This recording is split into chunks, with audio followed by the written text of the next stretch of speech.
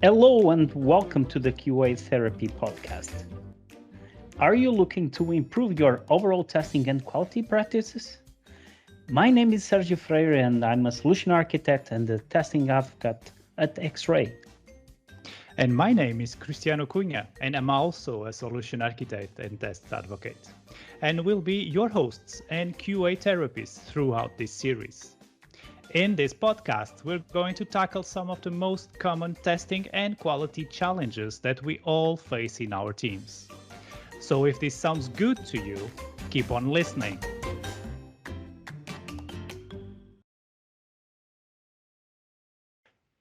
In this episode, we will talk about performance testing and shifting it or not to the right, left, up.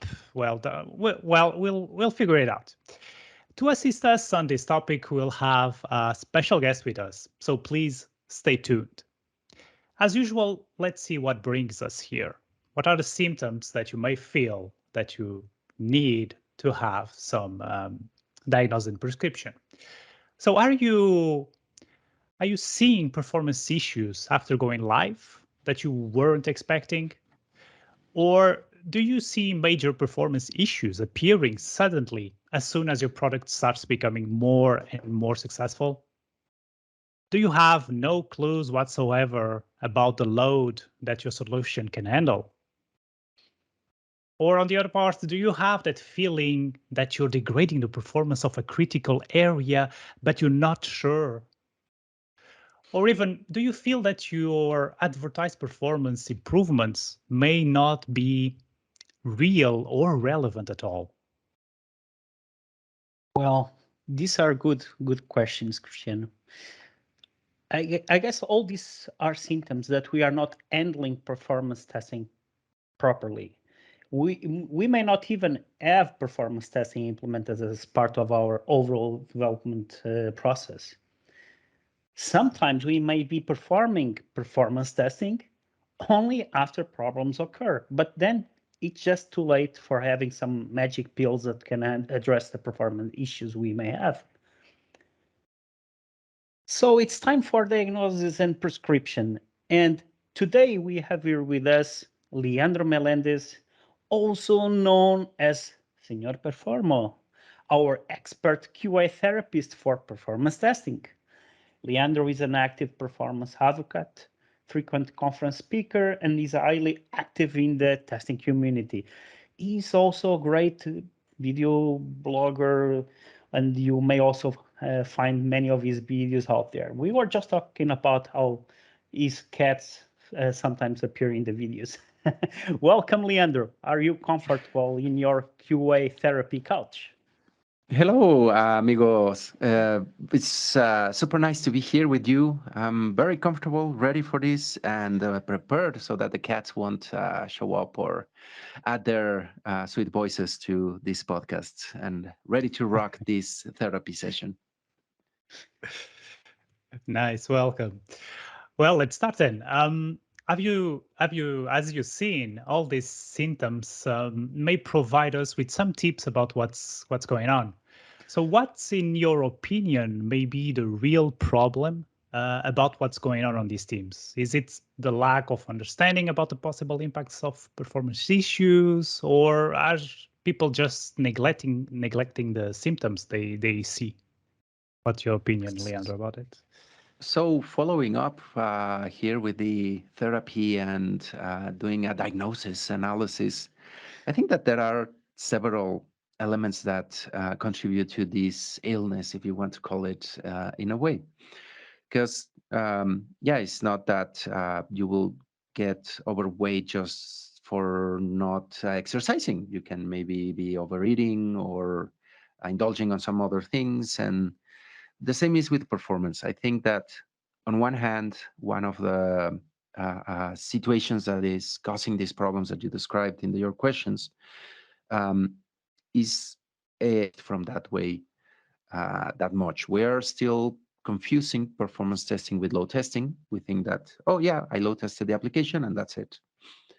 And that's when we care about it, because many other organizations are, what? I mean, I just need to go to production and have my application out there. And many also find out about performance not only testing. I like to call it, we have quality assurance. I like to call it performance assurance, where we have all these tasks that we can do to have performance in shape, to assure that our applications perform.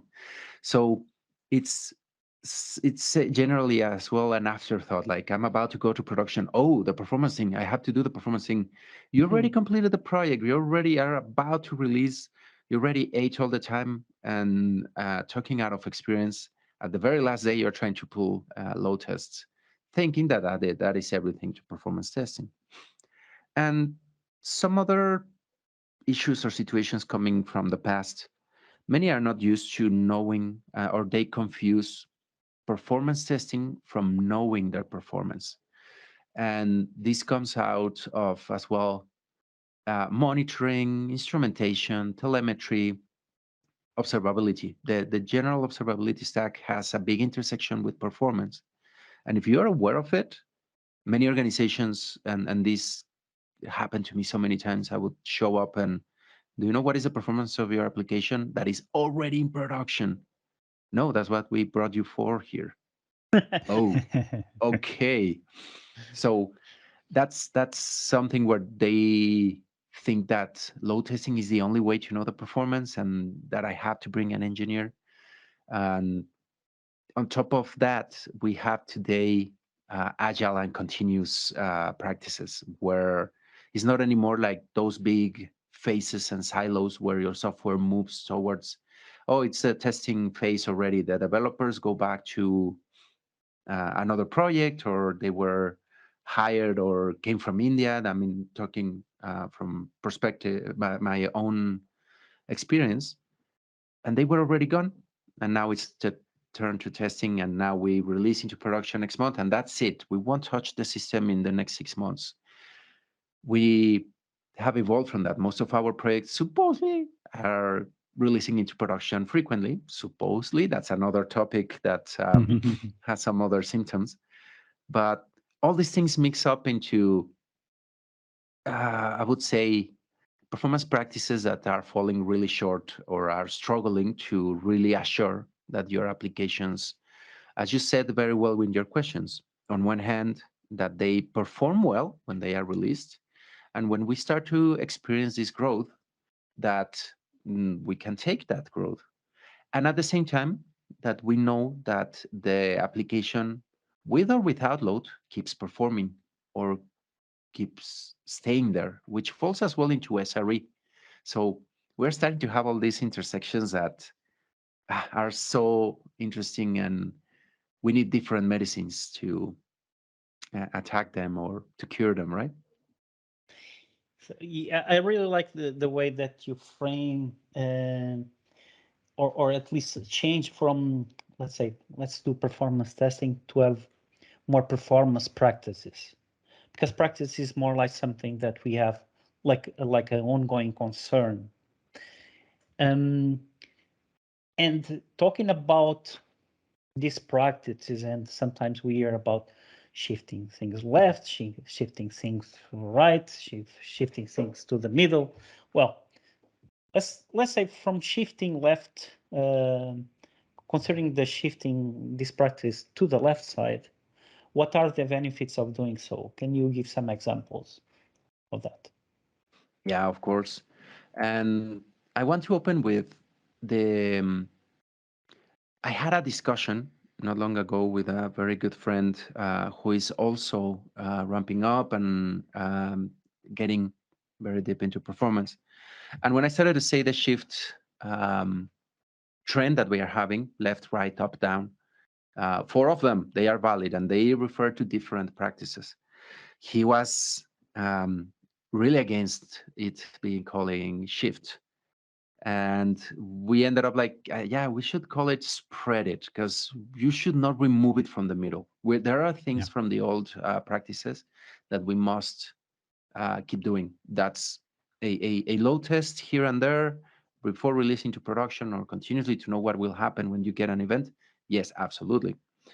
But so spreading left or moving, having practices earlier is really important, and helps you, as I was mentioning earlier with the developers already gone when we did the projects in a waterfall way. It helps us to, well, we have very several advantages. It's like, again, following the medical example, you go in a diet, it's not only that you will lose weight, your insulin levels will go down, your cholesterol, you have more energy, all these benefits that you will get when you start shifting left. Some of them are that knowing the performance will become easier. You can start implementing from the very first days that you create, that you put down these digital bricks, things that will tell you what is the performance. And there you go. You don't need scripts. You don't need automations. The application may be telling you out of the box how is the performance. And I'm gonna promote a little bit. I am pushing this PDD, performance-driven development. I created a short manifesto into how to attain this. github.com/srperf/PDD.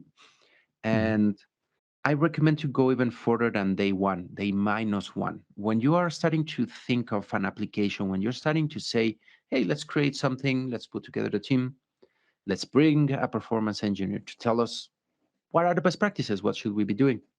And some of these best practices are, as I said, have an observability effort, know the performance from day zero.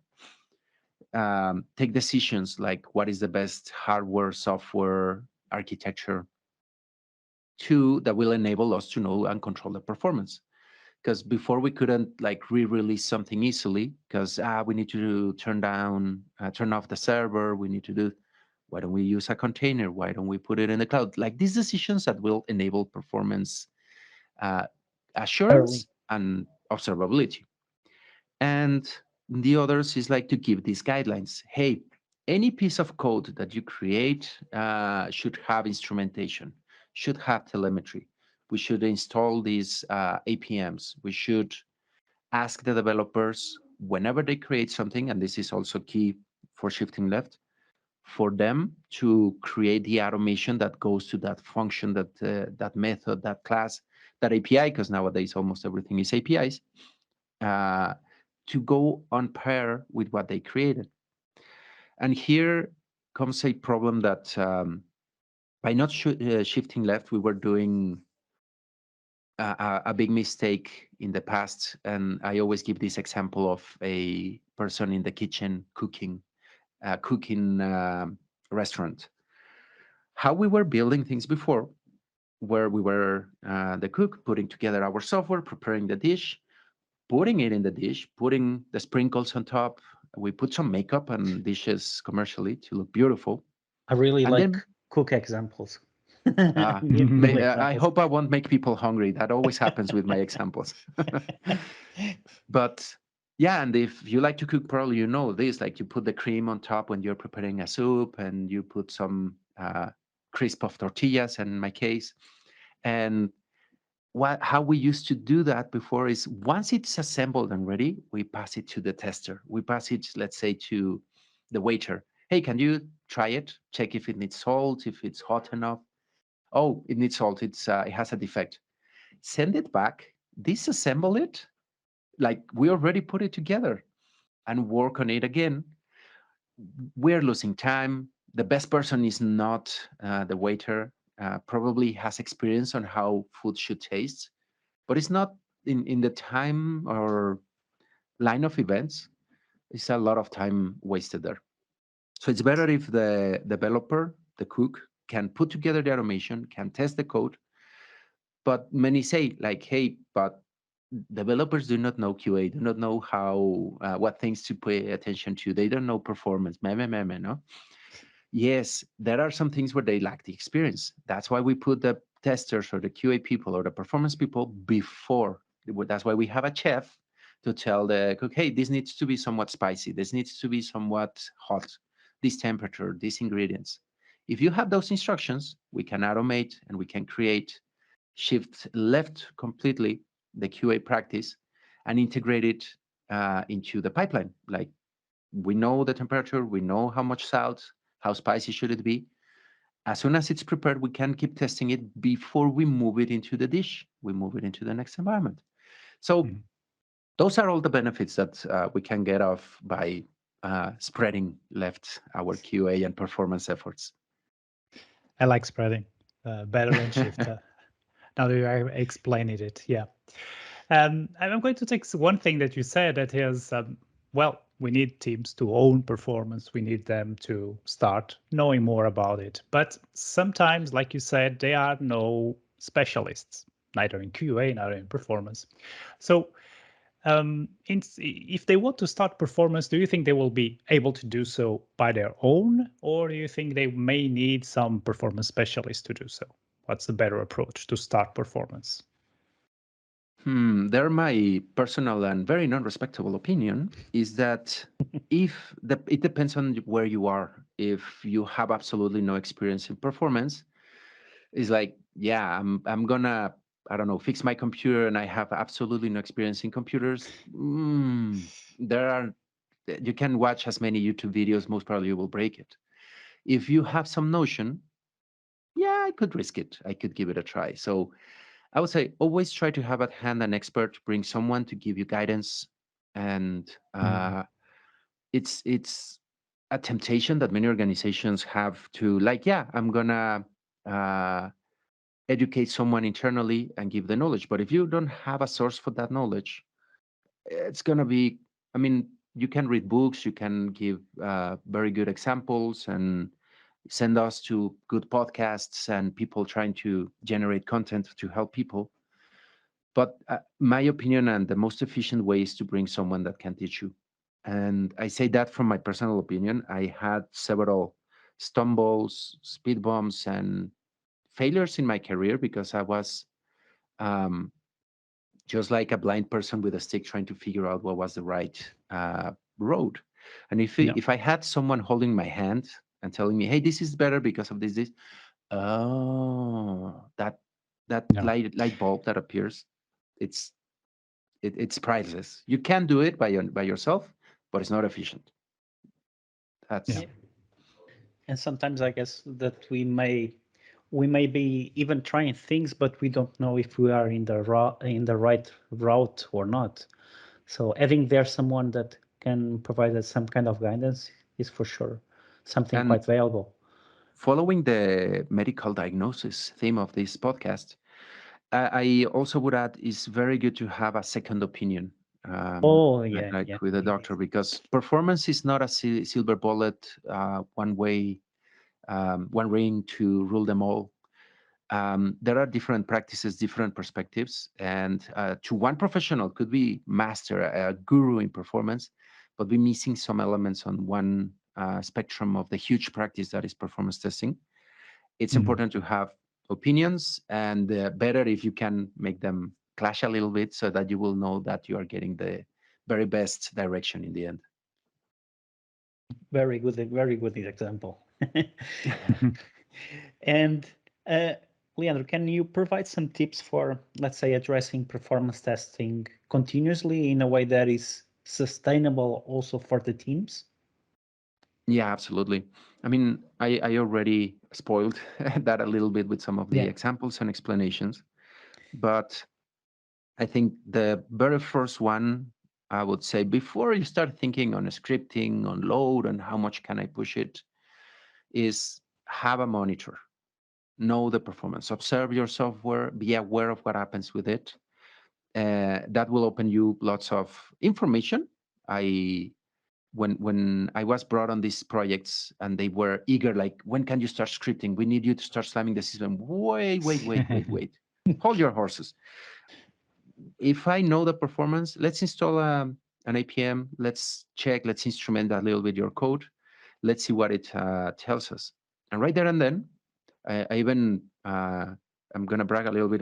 I won a prize at one organization where they calculated how many savings that effort generated to them.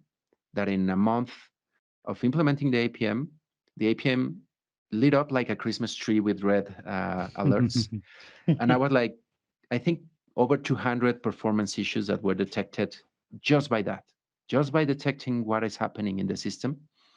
And they estimated like, yeah, $500,000 of savings, one by the defects that were detected and started to be worked on.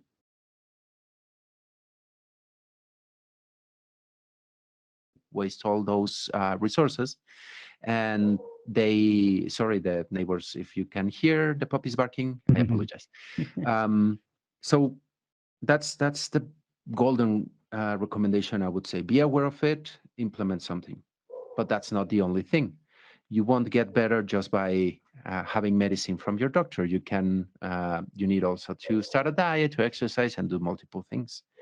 So the other recommendation is to spread that responsibility for performance with the team. Teach them, let them know what is important, what is what they should be doing or paying attention to, how to, and I mean, going biblical here, don't give them the fish, teach them, enable them, let them. I remember, Leandro, sorry for interrupting, but I remember that, at least in my experience sometimes, and I don't want to be simplistic, but sometimes there can be quick wins that the team can try it out. For example, I remember sometimes solutions where you have a typical SQL database where, well, people are not looking at how that database is being used, but sometimes some indexes may be missing, and sometimes it can be as simple as that to improve performance considerable, as long as people are aware of, and as soon as they are aware of those wins, they can start having that as a concern from the start. Yeah, I mean, in your example with the database, if you have a monitoring system for performance, at least right away you will know that something is off with the database. And then you can see what efforts, where do you deviate them. Hopefully you have someone savvy about databases in your team, but if not, you will know that you have to bring someone to help you on that performance issue that you are seeing, because many teams don't even know where to start. They just know it's slow, it's not performing, it's crashing at times. So that's why it's really important to first know where are the issues. What type of issues? Is it slow? Am I identify. running out of RAM, CPU, the four horsemen of apocalypse, RAM, CPU, network, and disk, and start analyzing what is happening. And the other one, especially in modern times, in continuous environments, is where you need to spread the responsibilities and the knowledge. You almost always need to be around as a performance engineer, as a performance person. But as you start teaching the team and giving them those responsibilities, they will start like, yeah, last time I did a bad query and I need to check for that. The knowledge starts to be with the team, and they, like a shepherd, like, hey, go this way, go this way. Okay, you now know where to move. I'm going to come back next week and see if you're still en route. And having these things, instrumentation in the code is important, super important.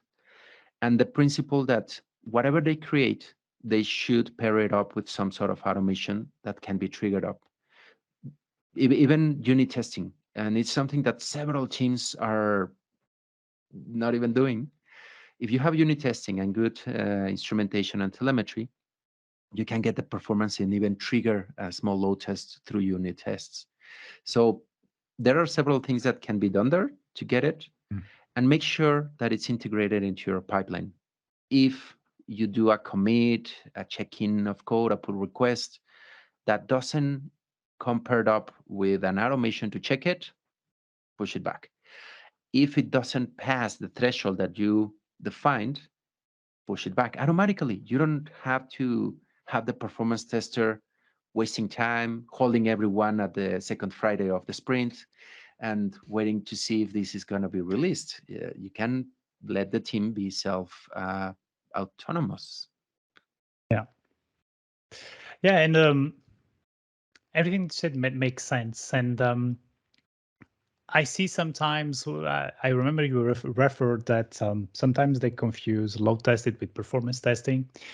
And sometimes I see teams not investing in performance because they have this idea that is expensive, because I need a production-like environment. I need a set of tools that probably no one knows. And just to address performance. So do you think these two are linked? Do you think it's all of that, or we can start small? Yeah, that's a very good point that I didn't touch at all. And it goes in hand with this misunderstanding that performance has to do with capacity testing and load testing and push the system to its limits. And most of the efforts that we used to do were to check this, that the system that we had in the waterfall days, in the old days, Yeah. And I'm going to list how they were.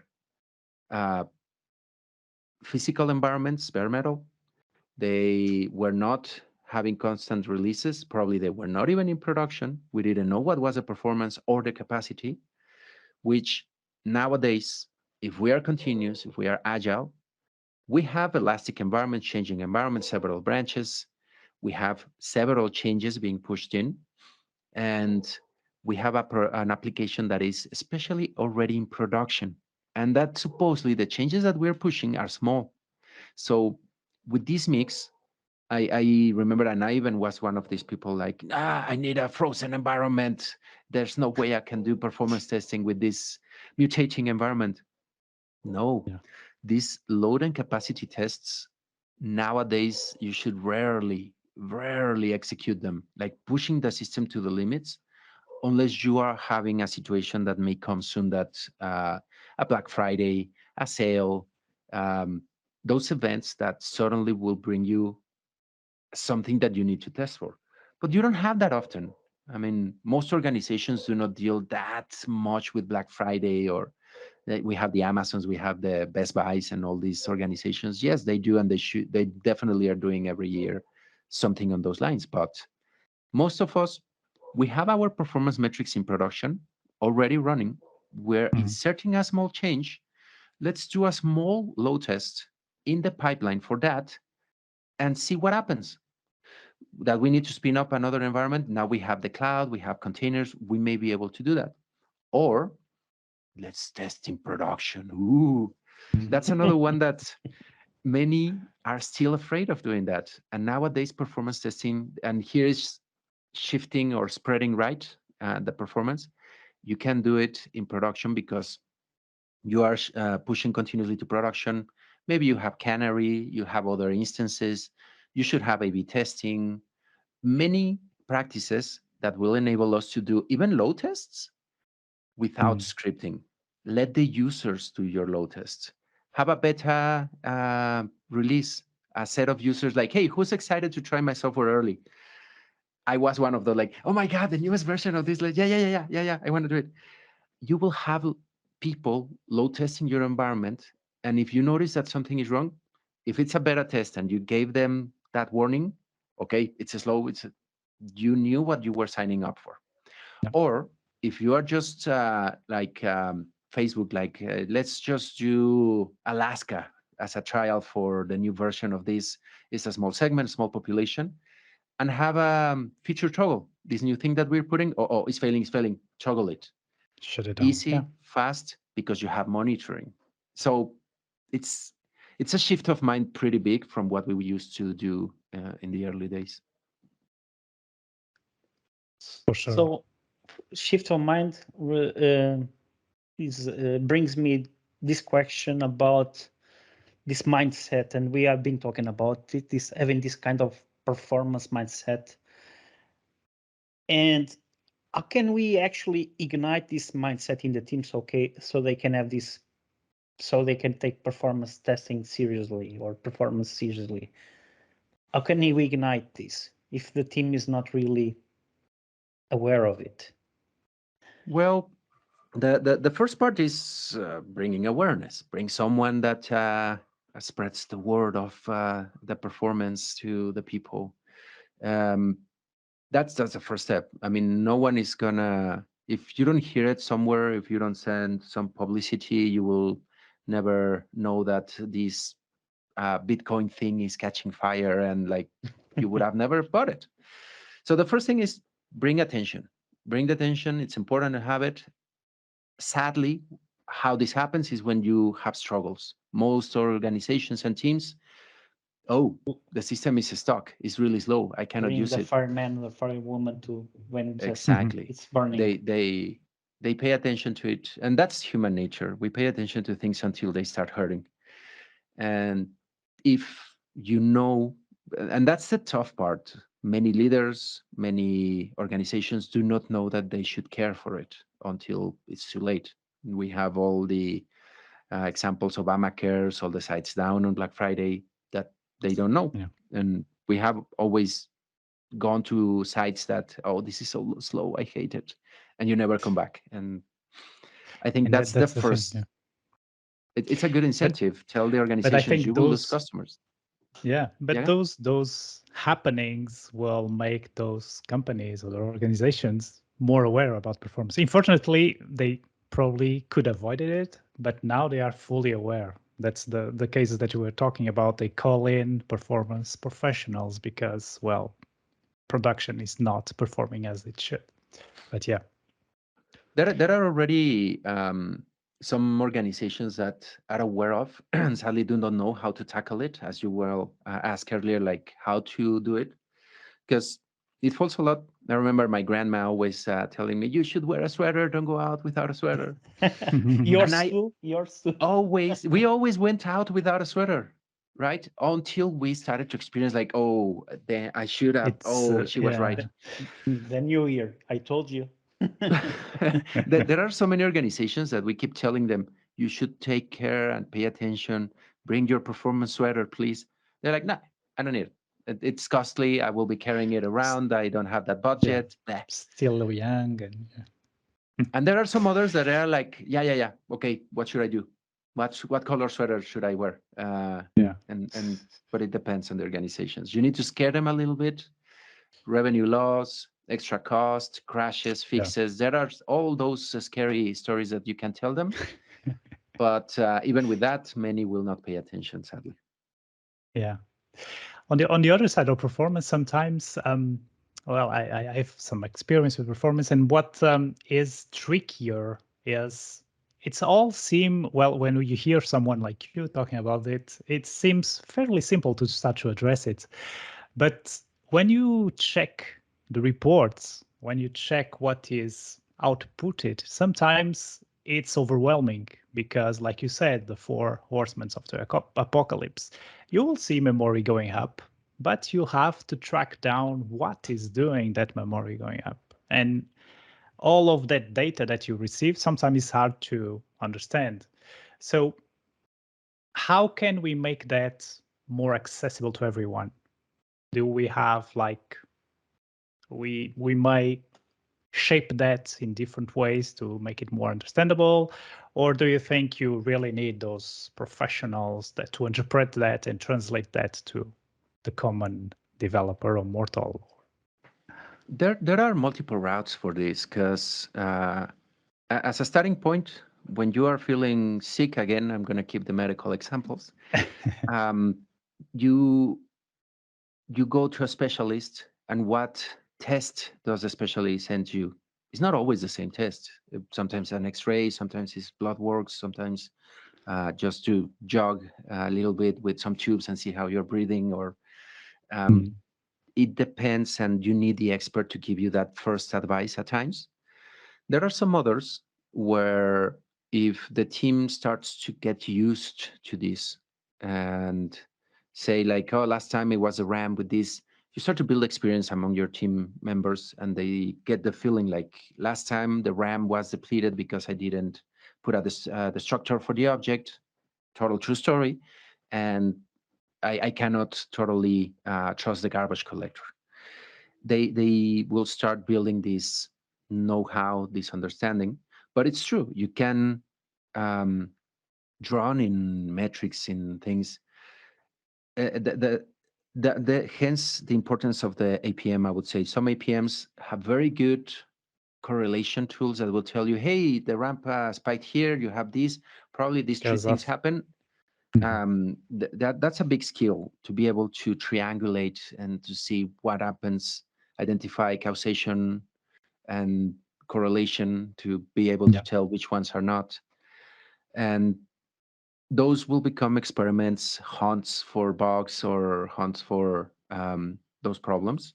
Some of these APMs are as powerful as to tell you what line of the code is causing the issue, what query in the database, um, what element of the RAM is being consumed, when is the paging happening. So I think in my experience, having this help a lot the diagnosis phase where there's a bug, it's slow, you throw it to the developers or to support and let them figure it out. But if you have this, the response time, the fix time for the problem that you find is way faster. But you need to have some insights into what to pay attention to, because I mean, with a human body, it could be temperature, could be blood pressure, could be sweating too much, is so many things that you can pay attention to that you need to have that feeling. And sadly, it's based on feeling and experience, or these tools that narrow down where more or less you're seeing the problem. Yeah, we are complex systems ourselves, and also the software systems, they are complex. So sometimes whenever we optimize a thing, we may be triggering another problem because we simply remove for example, a delay that in the end could cause some synchronization or concurrency issues, for example. And I may argue that systems are even growing more complex nowadays. You have them distributed, you have them with microservices. Now it's not a single box that is impacting you. Probably it's a CDN, it's a third-party provider of an API that is slowing everything else. So the complexity is growing incredibly. Yeah. And caching and multiple caches at different layers also. So, several things that we didn't had in a single server in a monolithic application before, and was kind of easier to trace or narrow down. And now you're spread all over the world in several data centers. You sometimes don't even know where in the world is your application if you're having an AWS instance, or it gets so interesting to be able to understand and control. And the best way is to constantly have your stethoscope in your application and hearing, or observability, pun intended, what is happening. Yeah.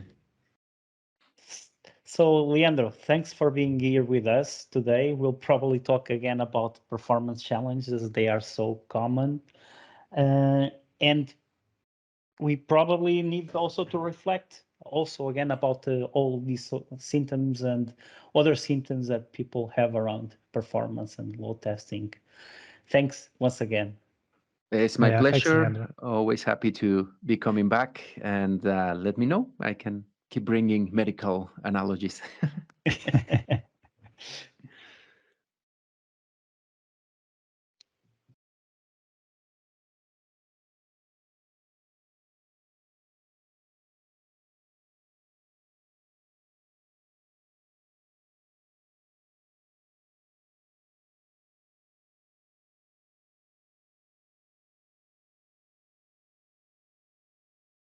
Before ending our episode, it's time for some vitamins. We know that in general, they're good for our health. In this case, we will be talking about vitamin X, where X stands for Xray. Xray can be used not only for managing and tracking typical functional testing, but also for non-functional tests, such as performance tests, for example.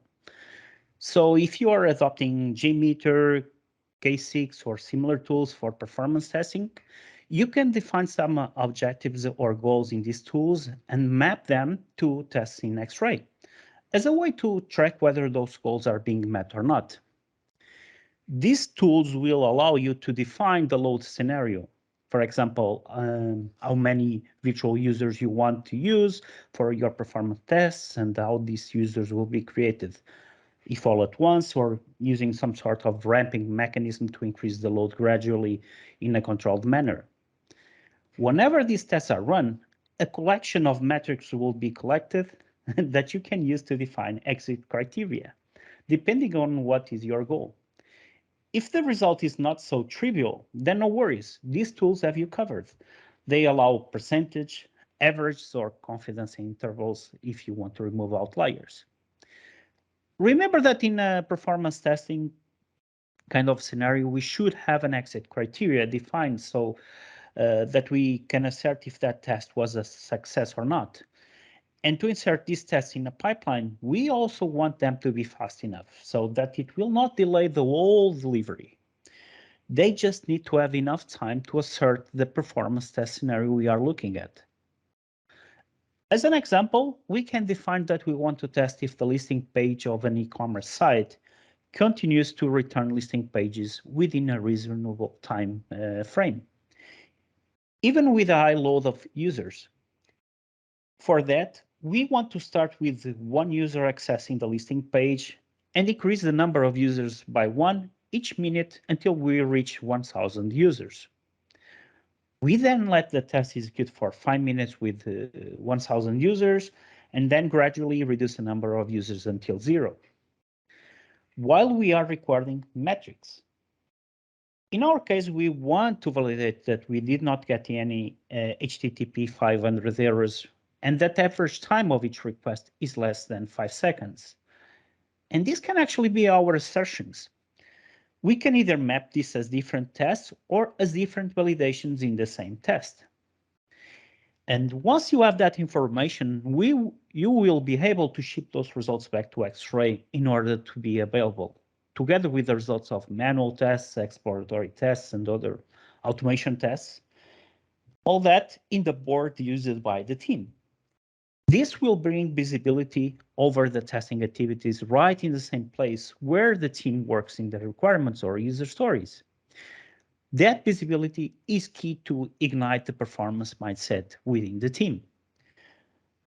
Now that you have all the information available, you and your team can use that data to extract valuable information to continuously enhance your process. And we are reaching the end of this therapy. And we had great moments in it, but now it's time for closing regards. We have seen that performance is mandatory in any application or service, and starting soon to care about it will ignite a performance mindset in everyone, making it easy to maintain. Do not let performance to be a burden or an afterthought. Act now. Start small and see how a small performance seed will turn in a way of thinking for the entire team.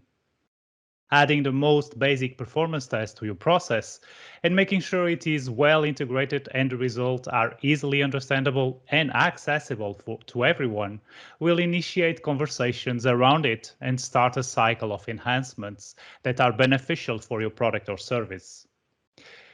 Do not lose our upcoming episode regarding how testing has evolved towards DevOps. So see you in our next therapy session. Happy testing! Happy testing!